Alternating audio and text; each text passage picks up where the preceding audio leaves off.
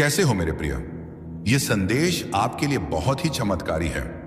इस संदेश को गलती से भी नजरअंदाज मत कर देना, क्योंकि यह गुरुवार आपके लिए बहुत ही शुभ होगा। इस गुरुवार के दिन आपके बहुत से कार्य सफल होने वाले हैं, बहुत सी इच्छा पूरी होने वाली है। तो उनके बारे में जानने के लिए आपको संदेश पूरा सुनना है।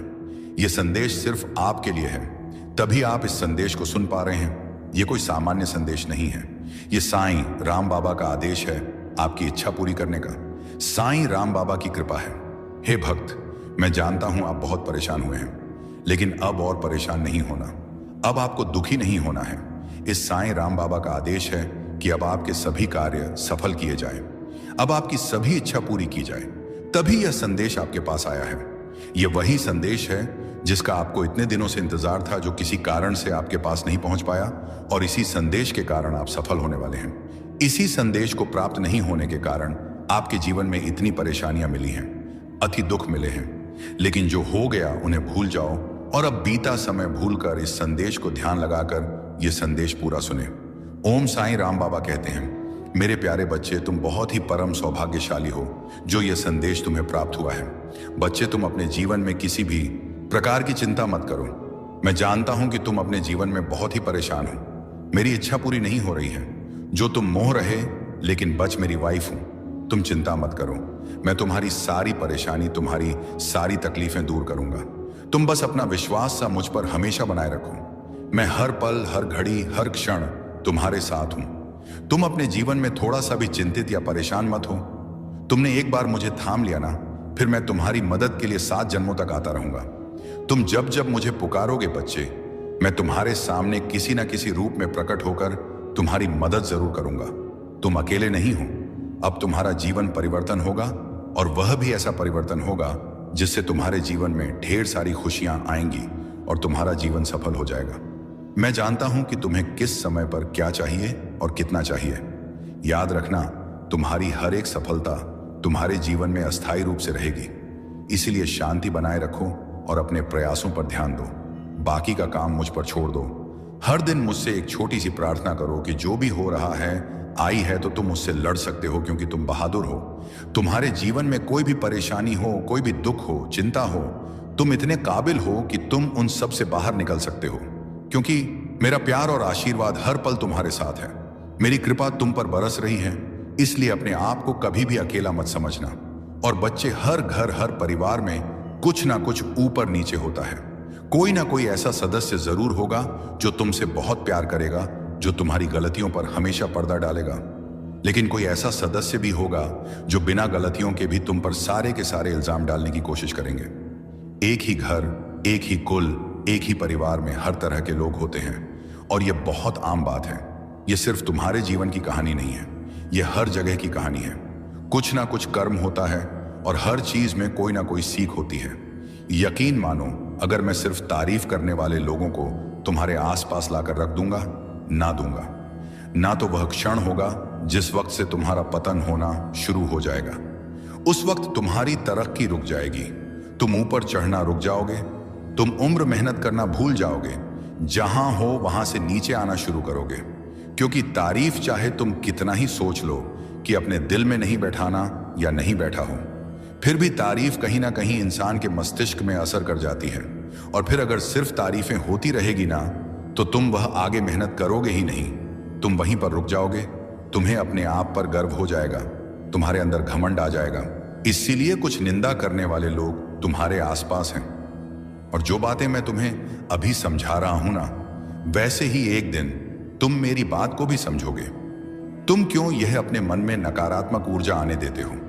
कोई भी काम करने से पहले तुम क्यों सोचने लग जाते हो कि यह काम हो पाएगा या नहीं? और जो तुम मुझसे बोले हो ना, वह अवश्य ही तुम कर पाओगे। मैंने तुम्हें संकेत भी दिए हैं फूल गिराकर, और जैसे ही मैंने फूल गिराया, तुमने सोचा ऐसे ही गिर गया है, और फिर तुम मुझे उसे उठाकर मेरे ऊपर अर्पण कर दिया। जब तुम कल सब बातों को सोच रहे थे पूजा करते वक्त, उसी समय में ही मैंने फूल गिराकर हाँ में संकेत दिया था और आशीर्वाद भी दिया था। मैं तो हर पल तुम्हारी रक्षा कर रहा हूं, और इंसान के रूप में भी तुम्हारी रक्षा करने के लिए मैंने किसी को तुम्हारे साथ भेजा है। तुम्हारे पास भेजा है जो वो तुम्हारा ध्यान रखें, ख्याल रखें। इसलिए अपने आप को कमजोर और लाचार बेस समझना बंद कर दो। तुम जहां भी रहते हो सुरक्षित हो। तुम किसी भी काम को करने के लिए मेरे बच्चे जब भी बचे, जब कोई परेशानी आ, जब तुम्हें समझ में ना आए कि तुम्हारे जीवन में क्या चल रहा है, बाबा तुम्हारे साथ क्या कर रहे हैं, तो तुम शांत रहना और मेरे ऊपर ही सब कुछ छोड़ देना। क्योंकि किसी भी काम को करने के लिए मेरे तरीके थोड़ा अलग होते हैं। बस मुझ पर भी विश्वास बनाए रखना। बिना किसी शक के भरोसा करो, उसमें शंका की कोई जगह ना हो। यह जो मैं तुम्हें अच्छे और बुरे अनुभव देता हूं, इसके माध्यम से तुम बहुत कुछ सीखते हो। तुम शुरू में नहीं समझ सकते कि मैं तुम्हारे साथ ऐसा क्यों कर रहा हूं।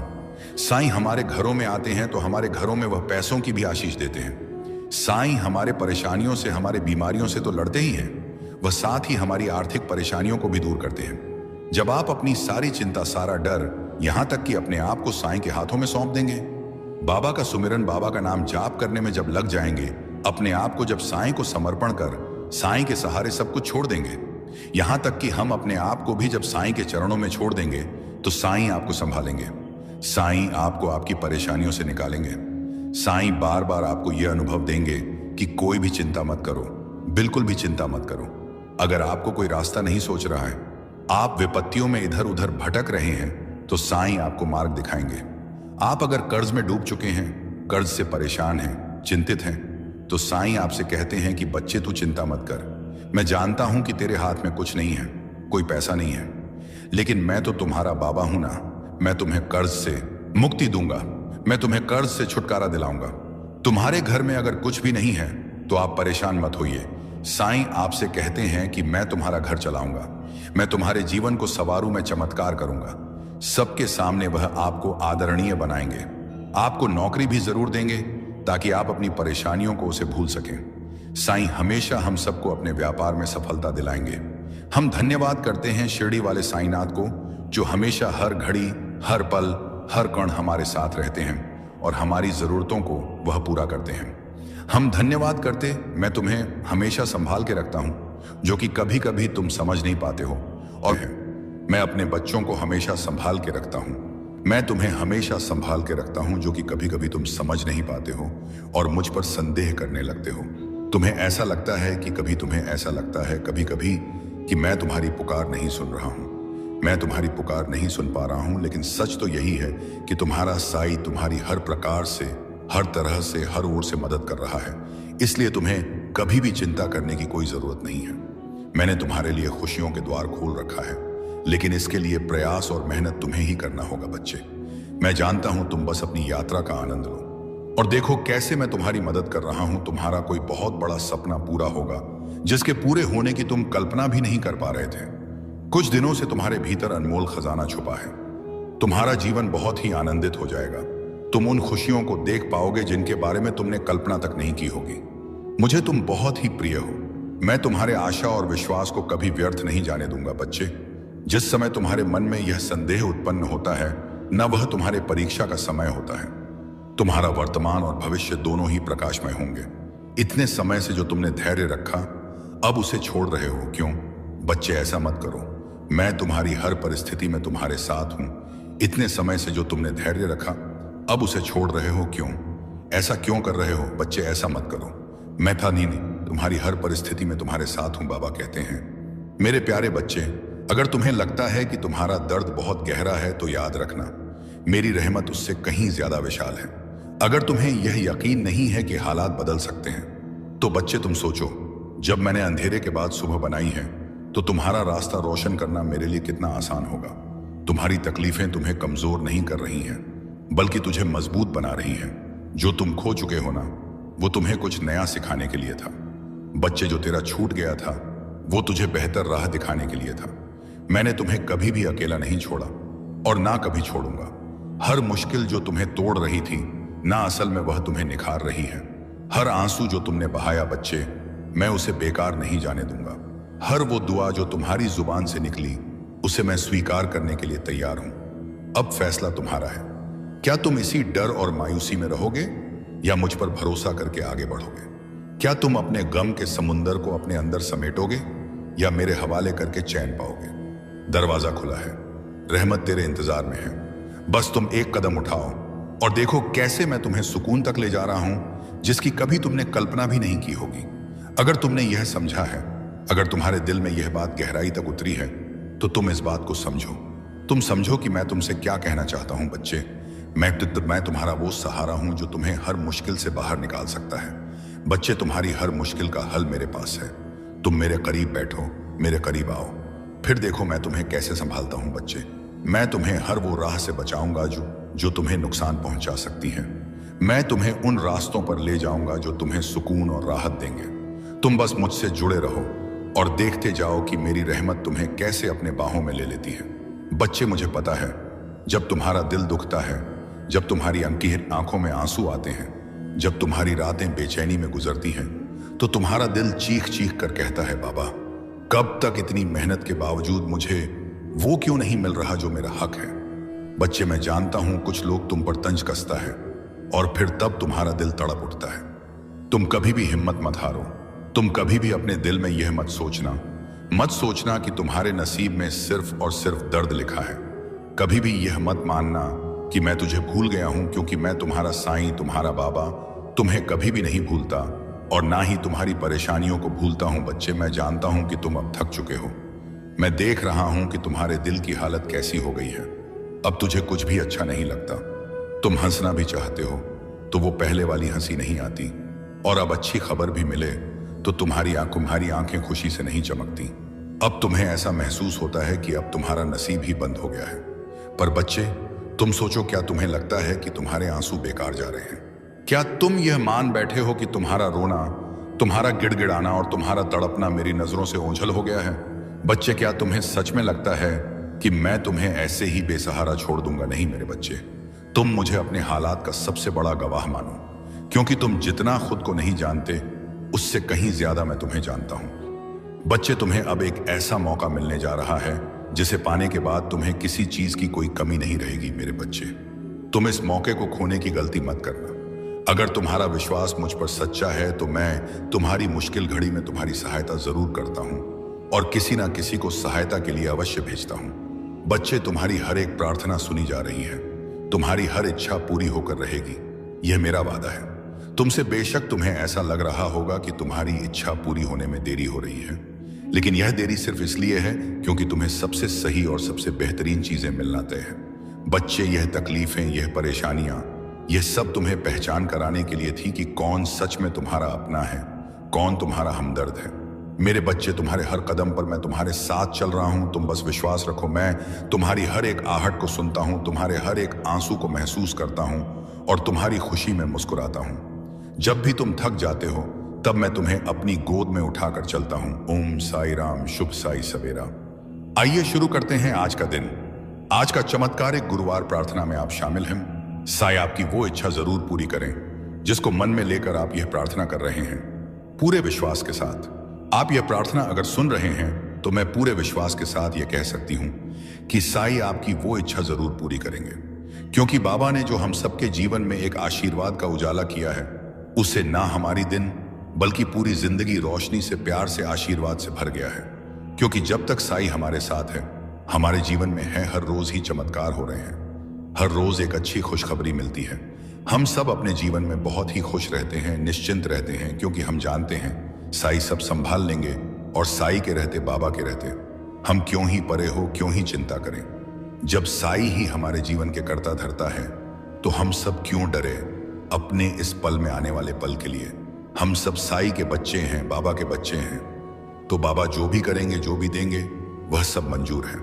क्योंकि हम सब जानते हैं कि बाबा जो भी करेंगे, जो भी देंगे, वह हमारे लिए बेहतर नहीं बेहतरीन होगी। क्योंकि जब हम अपने सदगुरु पर, अपने साई पर वे पूरे मन से, पूरे विश्वास के साथ जब जुड़ जाते हैं ना, तो हमें यह यकीन हो जाता है, यह विश्वास हो जाता है कि बाबा सब कुछ हमारे लिए ही, हमारे उज्जवल भविष्य के लिए ही कर रहे हैं। फिर हमें हर चिंता, हर परेशानी से मुक्त हो जाना ही चाहिए, क्योंकि बाबा जब हमारे जीवन को बेहतरीन बना रहे हैं, हमारे सारे दुखों को दूर कर रहे हैं, हमारी जिंदगी के लिए बाबा सब कुछ तैयारी कर रहे हैं, तो हमें भी बाबा पर पूर्ण समर्पित हो जाना चाहिए और अपने जीवन से सभी प्रकार की चिंताओं को खत्म कर ही देना चाहिए। में आप शामिल हैं। साई आपकी वो इच्छा जरूर पूरी करें जिसको मन में लेकर आप यह प्रार्थना कर रहे हैं। पूरे विश्वास के साथ आप ये प्रार्थना अगर सुन रहे हैं तो मैं पूरे विश्वास के साथ यह कह सकती हूं कि साईं आपकी वो इच्छा जरूर पूरी करेंगे, क्योंकि बाबा ने जो हम सबके जीवन में एक आशीर्वाद का उजाला किया है, उसे ना हमारी दिन बल्कि पूरी जिंदगी रोशनी से, प्यार से, आशीर्वाद से भर गया है। क्योंकि जब तक साईं हमारे साथ है, हमारे जीवन में है, हर रोज ही चमत्कार हो रहे हैं, हर रोज एक अच्छी खुशखबरी मिलती है। हम सब अपने जीवन में बहुत ही खुश रहते हैं, निश्चिंत रहते हैं, क्योंकि हम जानते हैं साईं सब संभाल लेंगे और साईं के रहते बाबा के रहते हम क्यों ही परे हो, क्यों ही चिंता करें। जब साईं ही हमारे जीवन के कर्ता धर्ता है तो हम सब क्यों डरे। अपने इस पल में आने वाले पल के लिए हम सब साईं के बच्चे हैं, बाबा के बच्चे हैं, तो बाबा जो भी करेंगे, जो भी देंगे, वह सब मंजूर है। क्योंकि हम सब जानते हैं कि बाबा जो भी करेंगे, जो भी देंगे, वह हमारे लिए बेहतर नहीं, बेहतरीन होगी। क्योंकि जब हम अपने सदगुरु पर, अपने साईं पर वे पूरे मन से, पूरे विश्वास के साथ जब जुड़ जाते हैं ना, तो हमें यही यकीन हो जाता है, यह विश्वास हो जाता है कि बाबा सब कुछ हमारे लिए ही, हमारे उज्जवल भविष्य के लिए ही कर रहे हैं। फिर हमें हर चिंता, हर परेशानी से मुक्त हो जाना ही चाहिए, क्योंकि बाबा जब हमारे जीवन को बेहतरीन बना रहे हैं, हमारे सारे दुखों को दूर कर रहे हैं, हमारी जिंदगी के लिए बाबा सब कुछ तैयारी कर रहे हैं, तो हमें भी बाबा पर पूर्ण समर्पित हो जाना चाहिए और अपने जीवन से सभी प्रकार की चिंताओं को खत्म कर ही देना चाहिए। और हमें तो बस बाबा का शुक्राना करते रहना चाहिए और उनसे हमें प्रार्थना करते रहना चाहिए, क्योंकि जब आप बाबा से जुड़ जाते हैं तो हमारा मन प्रसन्न रहता ही रहता है। क्योंकि जो साईं की शक्ति होती है ना, ये हमेशा अपने भक्तों को खुश रखती है, आपको परेशानियों से लड़ने की ताकत देती है, आपको गिरने नहीं देती, आपको बचा के रखती है। लेकिन यहाँ कुछ लोगों का कहना है, जब हम भगवान से जुड़ते हैं, जब उनकी पूजा करते हैं, तो फिर हमें परेशानियों का सामना क्यों करना पड़ता है, इतनी परेशानी क्यों आती है हमारे जीवन में। परेशानी तो भगवान के जीवन में भी थी, साईं ने भी अपने जीवन में मुश्किलों का सामना किया, मेहनत की, परेशानियों का सामना किया, संघर्ष किया। तो हम ये कैसे बोल सकते हैं कि प्रभु हम हमारे जीवन में इतनी दुख क्यों, इतना तकलीफ क्यों। ये जीवन है, इसमें सुख दुख तो आते जाते रहेंगे, हमें इससे भवितव्य साईं का चिंतन करते रहना चाहिए, फिर चाहे हमारे जीवन में कैसी भी परिस्थिति क्यों ना आई हो। हाँ, ये बात सच है, कुछ ऐसी परिस्थितियां आ जाती हैं जिनमें ऐसा लगता है कि पता नहीं साईं है भी या नहीं, भगवान है भी या नहीं, साईं हमारी सहयोग कर रहे हैं या नहीं, हमारी मदद करेंगे भी या नहीं। ऐसा ही विचार हम सबके मन में आती है जब हम बहुत परेशानियों में होते हैं, बहुत मुश्किल समय में होते हैं। लेकिन ऐसा नहीं है, साईं हर पल, हर क्षण, हर घर ही हमारे साथ है। बल्कि हमारे जीवन में जो परेशानियां आई हैं, जो भी परिस्थिति आई है, वो एक एक परिस्थिति उनके द्वारा होकर आई है, उनके द्वारा पास होकर साईं देख रहे हैं। हमें बिल्कुल चुप रहना चाहिए, शांत रहना चाहिए। ऐसे में हमें तो केवल उन पर भरोसा रखकर चुप रहना चाहिए, शांत रहना चाहिए। हमें अपने आप को पूर्ण रूप से साईं को सौंप देनी है, उन पर हमें आश्रित हो जाना है। फिर देखिए कैसे सब कुछ ठीक हो जाता है। परिस्थितियां तुम्हारे अनुकूल धीरे धीरे होती चली जाएगी और बच्चे तुम्हारी इच्छाएं पूरी होने का सिलसिला भी शुरू हो जाएगा।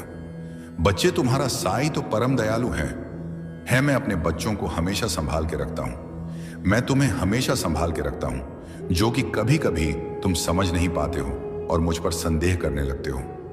तुम्हें ऐसा लगता है कि तुम्हें ऐसा लगता है कभी कभी कि मैं तुम्हारी पुकार नहीं सुन रहा हूं, मैं तुम्हारी पुकार नहीं सुन पा रहा हूं। लेकिन सच तो यही है कि तुम्हारा साईं तुम्हारी हर प्रकार से, हर तरह से, हर ओर से मदद कर रहा है। इसलिए तुम्हें कभी भी चिंता करने की कोई जरूरत नहीं है।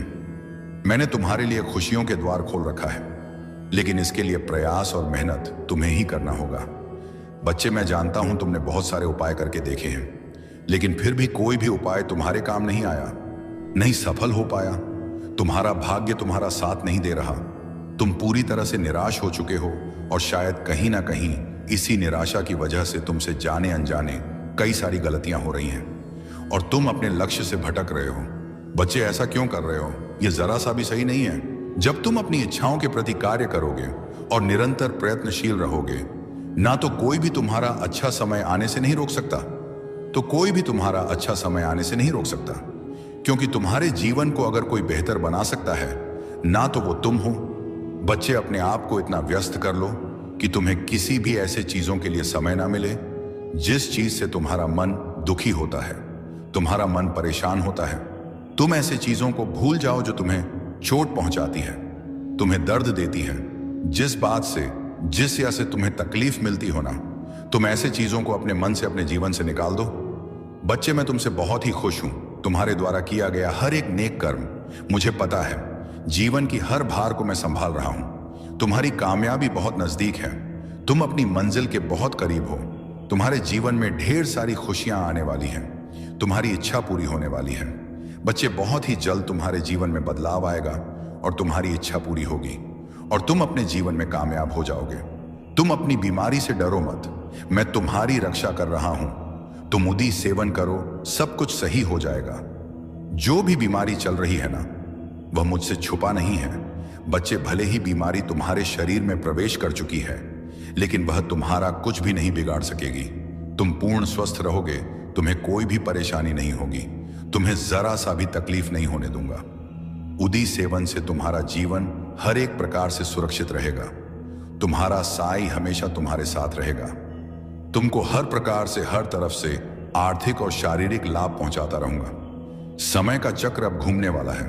अब सब कुछ तुम्हारे पक्ष में आने वाला है। अब बस तुम अब देखते जाओ अपने साई की लीला। अब अपने बाबा की लीला देखना, सब तुम्हारे साथ होने वाला है। रोज रोज सबसे पूछते हो ना, मेरा काम हो पाएगा या नहीं, मैं कर पाऊंगा या नहीं। एक ही सवाल बार बार करते हो, एक ही अर्जी लगाए जा रहे हो। बच्चे, मैं बोलता नहीं तो क्या तुम मेरे संकेत भी नहीं समझ पा रहे? ऐसा नहीं है कि तुम्हें कुछ दे नहीं रहा हूं। बच्चे, तुम्हारे सब काम धीरे धीरे पूरे हो रहे हैं और तुम्हारे साथ तुमसे जुड़े लोग की भी कार्य पूरी हो रही है। यह तुम्हारी प्रार्थना और भक्ति है, जिससे अभी तक इतने संकट और परेशानियों को तुमने मुस्कुराते हुए पार कर लिया और आगे भी तुम सफल हो जाओगे।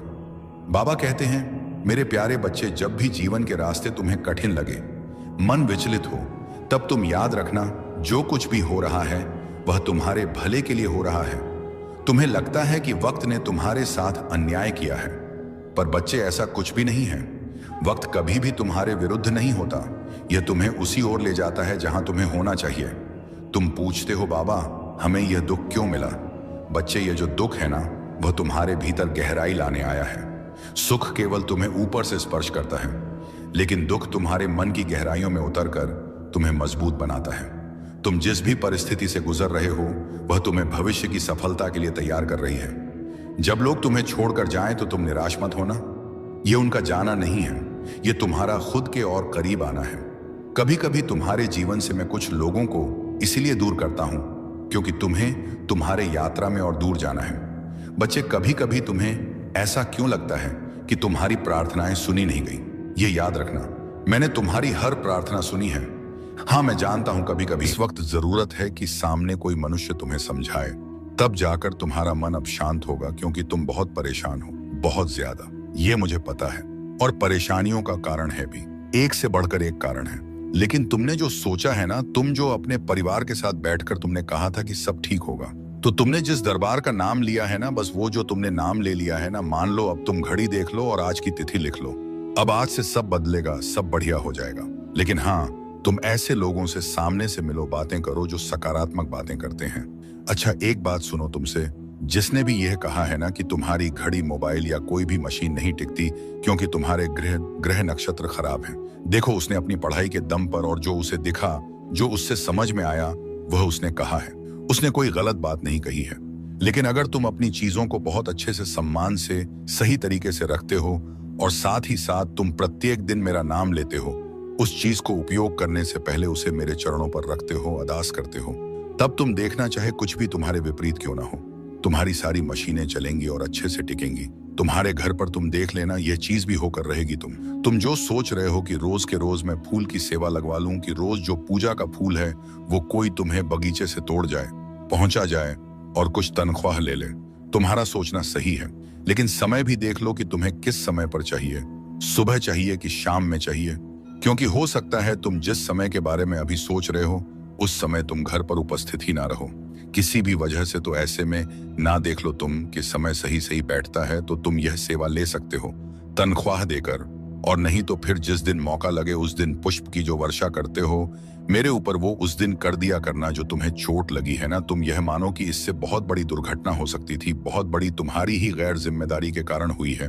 ये थोड़ा सा ध्यान नहीं दिया तुमने, तुम्हारे हड़बड़ा जाने की वजह से चोट लगी है, लेकिन यह चोट ठीक हो जाएगी। तुम्हें जितना भी समय बताया गया है उसके आधे समय में मेरे वचन याद रख लो। उसके आधे समय में ना तुम्हारा यह दर्द, तुम्हारी यह चोट पूरी तरह ठीक हो जाएगी। तुम्हारे डॉक्टर भी देखना आश्चर्य करेंगे कि कैसे इतनी जल्दी सब ठीक हो गया। लेकिन तुम जानो कि इतनी बड़ी दुर्घटना इतने छोटे में टल गई ना, तो यह बस मेरे आशीर्वाद से हुआ।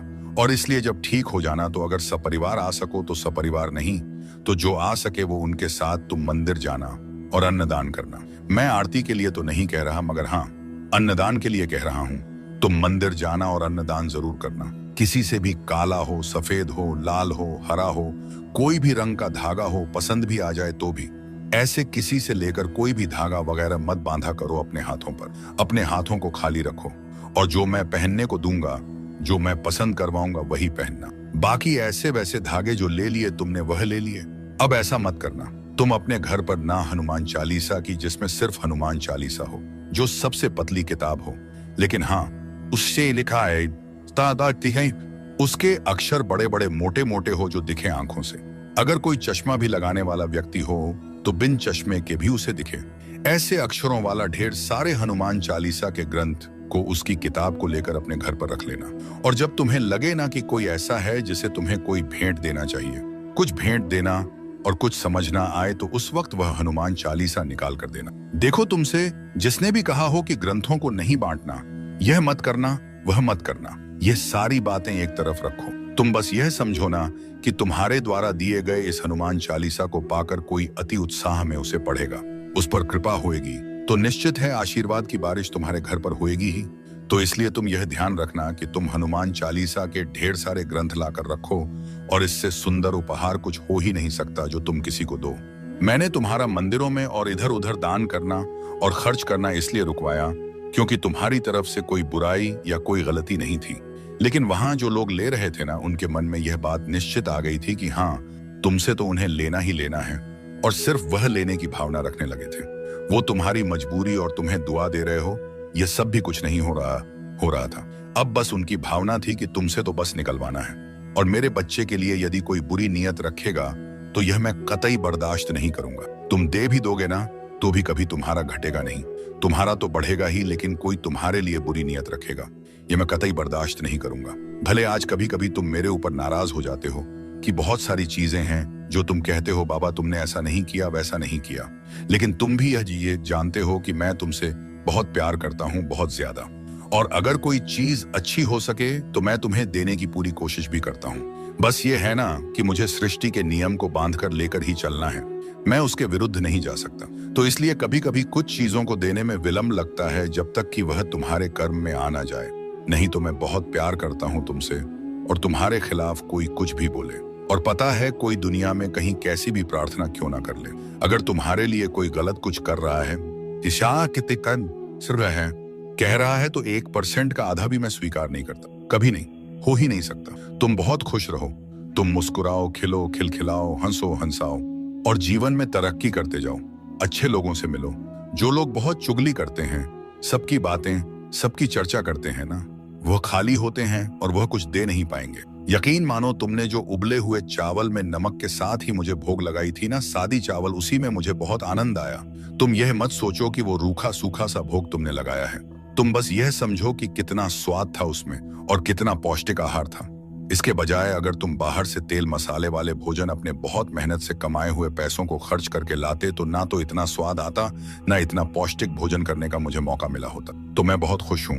मैंने तुम्हें अपने मंदिर को सफेद लकड़ियों से बनवाने के पहले या सफेद में पेंट कराने से पहले चेतावनी दी थी, क्योंकि सफेद रंग होगा तो जरा सी भी धूल होएगी ना तो वह दिख जाएगा। मैंने तो यह बात कहा था, लेकिन तब तुम्हारी ही इच्छा थी कि नहीं, मुझे ऐसे ही रंग के, ऐसी ही नक्काशी वाली मंदिर चाहिए, तो फिर मैंने मना नहीं किया। लेकिन अब जब तुम अपने मन से लेकर आए हो तो तुम्हें इसे सफाई करना चाहिए और इसमें अफसोस नहीं करना चाहिए। कोई चीज अगर सुंदर से अच्छे से रखना है तो उसकी कीमत तो तुम्हें अदा करनी होगी ना, बस वही समझो। तो गंदगी को सफाई कर लो, पूछ लिया करो, इसी बहाने हर दिन साफ सफाई भी होती रहेगी।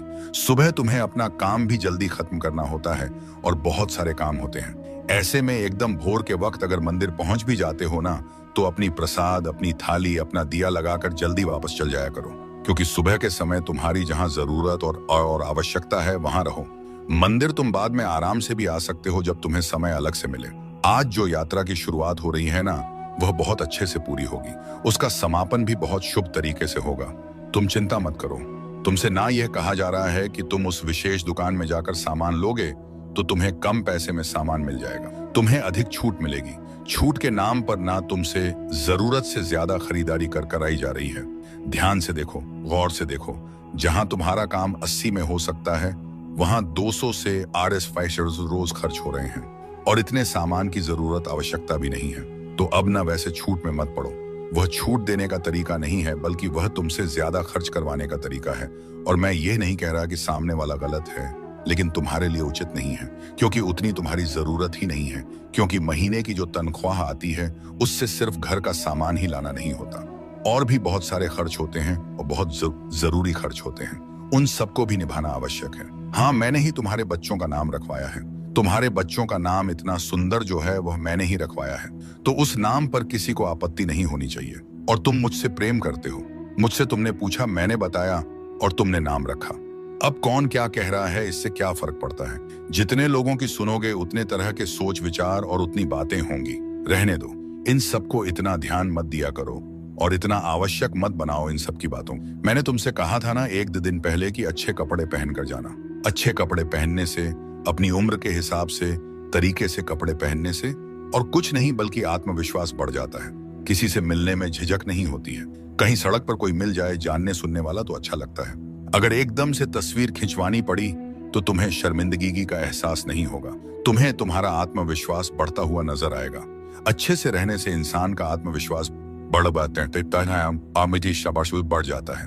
तुम चाहो तो इसे आजमा कर देख लो। तुम अगर गौर करोगे ना, तो जब तुम अच्छे से तैयार नहीं रहते हो तो तुम लोगों से नजर छुपाना चाहते हो, सभी से मिलना नहीं चाहते हो, क्योंकि अपने आप में एक कमी सी महसूस होती है। मैं ये नहीं कह रहा, कभी नहीं कहा मैंने कि महंगे कपड़े पहनो, पर हाँ, तरीके के कपड़े और अच्छे से पहन कर रहो। यह मैं हमेशा कहता हूँ और यह तुम्हें भी पालन हर दिन करना चाहिए। अभी देखो, 1-2 दिन से तुम मेरी बात मान रहे हो तो अच्छा लग रहा है ना तुम्हें। तो हमेशा अब से मेरी बात मानना, खुश रहो। तुमने मुझसे मित्र मांगा था तो मैंने तुम्हें एक मित्र भेज दिया, और ये ऐसे व्यक्ति को मैंने भेजा है जिससे तुम आजीवन मित्रता, घनिष्ठ मित्रता निभा सकते हो। लेकिन हाँ, 2 नियमों को याद रखना, तभी तुम एक अच्छे मित्र बन सकते हो। भले ही तुम अपने मित्र के समक्ष उसके सामने उसकी 4 गलतियां गिनवा दो, लेकिन उसके पीठ पीछे कभी भी तुम्हें अपने मित्र की बुराई नहीं करनी है। पहली नियम। और दूसरी नियम यह है कि तुमसे तुम्हारा मित्र जो पूछे, जो बताए, जो भी हो, दिल खोलकर ईमानदारी से, मित्रता की भावना से बातें तो हो, लेकिन साथ ही साथ दोनों के बीच में ये जो बंधन है ना, इसके बीच में एक रेखा भी खींची होनी चाहिए। मतलब जीवन में शामिल होना है, घुल मिल भी जाना है, लेकिन उसका एहसास भी नहीं होने देना है। इतना तक ही रखना है कि जिससे कभी बात बिगड़े नहीं। तो इस बात का भी ध्यान रखना है। तो जब तुम ये दोनों चीजों का संतुलन बनाकर चलोगे ना, तो ये ऐसी मित्रताएं हैं जो आजीवन निभेंगी ही। मैं ये बात जानता हूं कि तुम अपने घर की शादियों में और अपने घर के बड़े बड़े मौके पर, जहां बहुत लोगों को तुम भोज करवाने वाले हो, वहां तुम चाहते हो कि सब कुछ सात्विक हो। तुम तो बहुत अलग तरह से चाहते हो, लेकिन तुम्हारे घर परिवार वाले नहीं मानेंगे और इतनी सी बात के लिए बहुत सारी लड़ाई भी कर सकते हैं। तो मेरी बात मानो, ऐसी परिस्थिति में किसी से लड़ने जाने की आवश्यकता नहीं है। तुम अपनी बात जो है तुमने रख दिया, लेकिन अब ना यह इंतजाम नारायण को करने दो कि सबका मन बदल जाए और सब प्रेम से, सात्विकता से पूरे कार्यक्रम को संभव होने दे। तेरे दृष्टिकोण का परिणाम मैं जानता हूं। तू थक चुका है, भीतर से बिखर चुका है और ना जाने कितनी बार अकेले मौन में आंसू बहा चुका है। पर अब वह सब पीछे छूटने वाला है, क्योंकि अब तू उस प्रकाश के द्वार पर खड़ा है जहां से तेरी नई यात्रा प्रारंभ होगी। मेरे साथ, मेरे सानिध्य में हर उस रात जब तू चुपचाप टूटा और किसी ने नहीं देखा। मैंने देखा मेरे पुत्र, हर बार जब किसी ने तुझसे छल किया, जब तेरा विश्वास तोड़ा गया, जब तूने जिनसे अपेक्षा की उन्होंने ही तुझे अकेला छोड़ दिया। मैं वहां था तेरे पास, तेरे भीतर, जब तूने एकांत में सिर झुकाकर कहा अब और नहीं होता। मुझसे उस क्षण मेरी दृष्टि तुझ पर थी। मैं जानता हूं तू कितना टूटा, और मैं उसी टूटन के बीच तेरे लिए नव शक्ति बुनता रहा, क्योंकि तेरा साईं कभी दूर नहीं हुआ, बस मौन में साथ देता रहा। हर उस रात जब कोई ना था, मैं था तेरा साईं। जब तू टूटा हर बार, जब किसी ने तुझसे झूठ कहा, जब तेरा विश्वास चूर चूर किया गया, जब तूने अपनों से आशा की और उन्हीं अपनों ने तुझे अकेला छोड़ दिया, मैं वहां था, देख रहा था मौन तेरे भीतर स्थित होकर। मैं जानता हूं मेरे पुत्र, तूने कितनी रातें शब्दहीन वेदना में बिताई।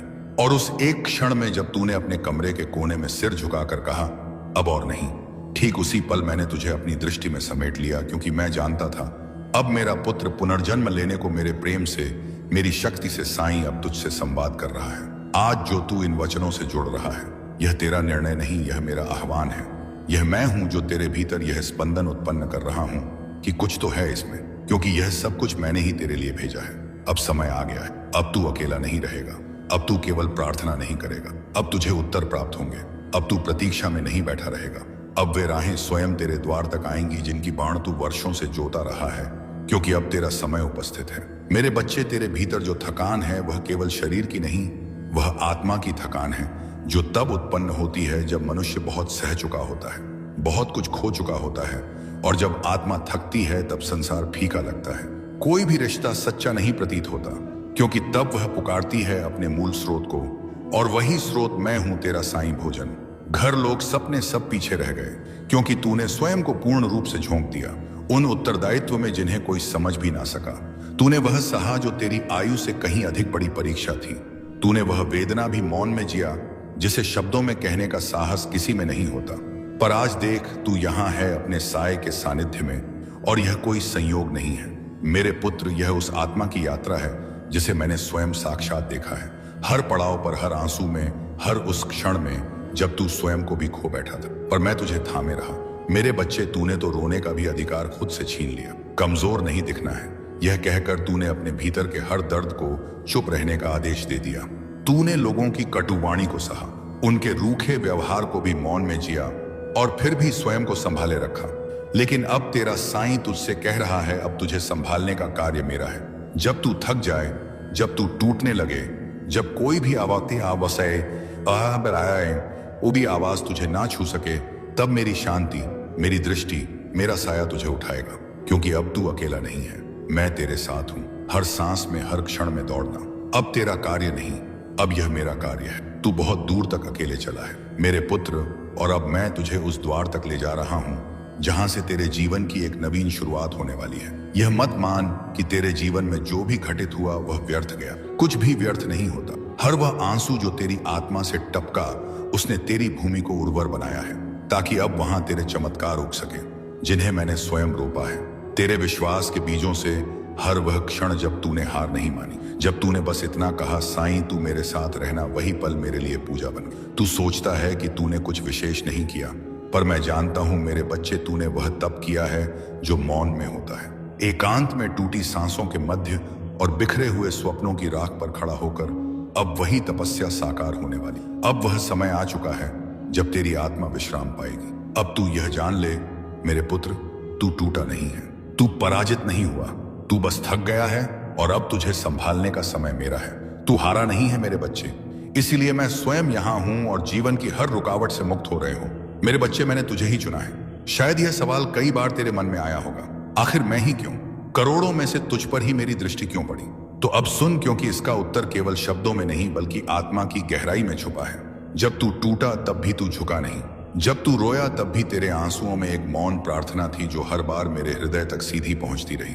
तू दूसरों की तरह बस दिखने वाला एक चेहरा नहीं है, तू वह दीपक है जो अंधेरे में भी खुद को बुझने नहीं देता।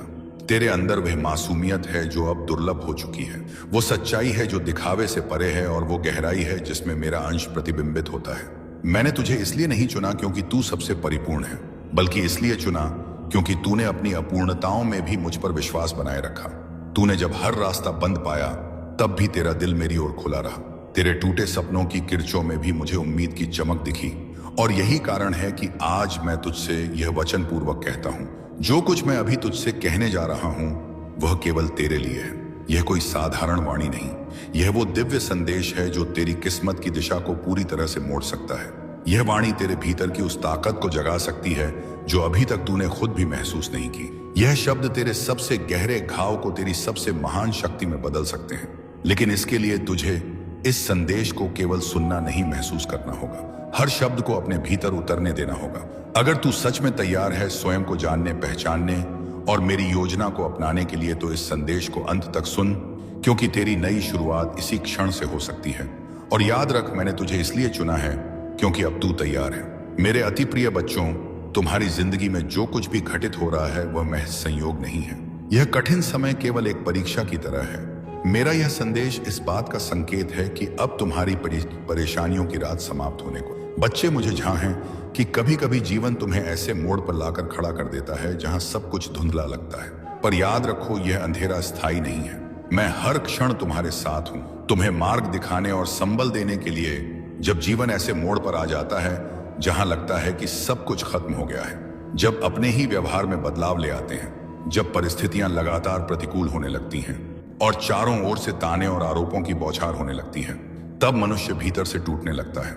लेकिन मेरे प्यारे बच्चे, ये वही क्षण होते हैं जब मैं तुम्हारे सबसे निकट होता हूँ। हर चुनौती, हर पीड़ा के पीछे मेरी कोई गहरी रहमत छिपी होती है, जो समय आने पर तुम्हारे जीवन में रोशनी बनकर प्रकट होती है। जब तुम्हें ऐसा लगे कि कुछ भी तुम्हारे हक में नहीं हो रहा, तो समझ लेना कि तुम्हारे साईं बाबा तुम्हारी जिंदगी में कोई गहरा और शुभ परिवर्तन लाने वाले हैं। मेरे बच्चे, मैंने तुम्हें कई बार शांत रहकर सोचने की सलाह दी है, समझाया है कि हर काम समय और विवेक से करना चाहिए, लेकिन तुम अक्सर अधीर हो जाते हो और बिना सोच विचार के किसी भी दिशा में बढ़ जाते हो। यही जल्दबाजी तुम्हें उस राह से भटका देती है जिस पर मैं तुम्हारा मार्गदर्शन कर रहा होता हूँ। यही कारण है कि तुम्हारे कार्यों में रुकावटें आ रही हैं, जबकि वास्तव में यही समय है जब तुम अपने जीवन की सबसे बड़ी सफलता प्राप्त कर सकते थे। मेरे बच्चे, यह रास्ता जिस ओर तुम बढ़ रहे हो वह तुम्हारे भविष्य के लिए उचित नहीं है। और फिर तुम शिकायत करते हो कि बाबा तुम्हारी सुनते नहीं, तुम्हारी प्रार्थनाओं का उत्तर नहीं देते या तुम्हारे किसी कार्य में साथ नहीं है। जबकि सच्चाई यह है कि मैं तो हर पल तुम्हारे साथ ही खड़ा हूं, बस इंतजार कर रहा हूं कि तुम मेरी आवाज को भीतर से सुनो। तो हर पल तुम्हारे साथ रहता हूं। लेकिन असली बात यह है कि तुम खुद कितनी देर तक मेरे साथ जुड़ते हो, मुझ में भरोसा रखते हो। मेरी दृष्टि तुम्हारी समस्याओं से कहीं अधिक शक्तिशाली है। सिर्फ कुछ क्षण मेरी आंखों में नजर डालो, फिर चाहे हालात जैसे भी हो, तुम उनका सामना पूरे आत्मविश्वास से कर सकोगे। मेरे बच्चे, मैंने तुम्हारे मंत्र का सिर्फ 108 बार जाप करना है। बड़े से बड़े मंत्र को सिद्ध करने के लिए आप उस मंत्र का सच्चे मन से 108 बार जाप कीजिए। वह मंत्र सिद्ध हो जाएगा और उसकी शक्ति आपको प्राप्त हो जाएगी। इस मंत्र का सबसे बड़ा चमत्कार यह है, इस मंत्र की शक्ति तुरंत मिलती है। मंत्र है ओम श्री हनुमते नमः। इस मंत्र का जाप करने से साईं राम बाबा के पास आपकी अर्जी पहुंचेगी कि उनका कोई भक्त उन्हें याद कर रहा है और आप उनकी अर्जी स्वीकार कीजिए। वह बहुत परेशान है, तुरंत उनके कार्य सफल कीजिए और तुरंत साईं राम बाबा आपके समक्ष आ जाएंगे। आपकी अर्जी जानकर आपके कार्य सफल कर देंगे, आपकी इच्छा पूरी कर देंगे। तो आपको इस मंत्र का लगातार 108 बार जाप करना है। साईं राम बाबा के समक्ष बैठकर इस प्रकार आप इस मंत्र का जाप करना शुरू कर दीजिए। आपको थोड़े ही समय में यह लगने लगेगा कि अब आपके जीवन के दुख परेशानियां समाप्त होने लगी हैं। अब आपको खुशखबरी आने लगी है। शायद इस मंत्र का पूरा जाप होने से पहले 1 या 2 खुशखबरी आपको प्राप्त हो जाए या कोई कार्य आपके सफल हो जाएंगे। लेकिन इसका चमत्कार इस समय आपको अवश्य देखने को मिलेगा। उसके बाद आपको आगे यह उपाय सिद्ध करना है। उसके बाद आपको एक बार हनुमान चालीसा का पाठ करना है। हनुमान चालीसा का पाठ कर लीजिए सच्चे मन से और उसके बाद दूसरा मंत्र सिद्ध करना शुरू कर दीजिए। दूसरा मंत्र क्या है और उसको सिद्ध करने की विधि क्या है? कोई भी मंत्र हो, उसको सिद्ध करने की एक विधि है। या तो आप उस मंत्र का लगातार 108 बार जाप कर लीजिए, या उस मंत्र को साफ शुद्ध सफेद कागज में 108 बार लिखकर उसका जाप कर लीजिए। अगर आप इसका अधिक लाभ चाहते हैं, जल्दी शक्ति प्राप्त करना चाहते हैं, तो एक बिल्कुल सफेद कागज लीजिए और बिल्कुल सफेद कागज में इसे 108 बार लिखकर उसका जाप कीजिए। साईं राम बाबा का यह मंत्र है जो आपके कार्य सफल करेगा। इस मंत्र का अर्जी लगाने के बाद आपको सिर्फ 1 बार जाप करना है। यह मंत्र आपकी इच्छा पूरी करेगा। पहला मंत्र हमेशा साईं राम बाबा के पास आपकी अर्जी पहुंचाने का है, यानी कि आपको साईं राम बाबा का आशीर्वाद मिलेगा, जिससे आप जब भी साईं राम बाबा को पुकारे, साईं राम बाबा से अर्जी लगाएं, तो आपकी वह अर्जी तुरंत साईं राम बाबा के पास पहुंच जाए। यही साईं राम बाबा का आशीर्वाद है, साईं राम बाबा का चमत्कार है। दूसरा मंत्र ध्यान से सुनिए, और इस मंत्र को आपको उसके बाद जाप करना है, सिद्ध करना है। मंत्र है ओम हम हनुमते रुद्रात्मकाय हूम फट। इस मंत्र को आपको शुक्रवार के दिन सिद्ध करना है। शुक्रवार के दिन ये दोनों मंत्र सिद्ध कर लीजिए। एक बार हनुमान चालीसा का पाठ कर लीजिए। तुरंत इस शुक्रवार को आपको अपने जीवन में परिवर्तन होता हुआ महसूस होगा। आपको बहुत सी खुशखबरी आएगी। आपके बहुत से कार्य सफल होंगे।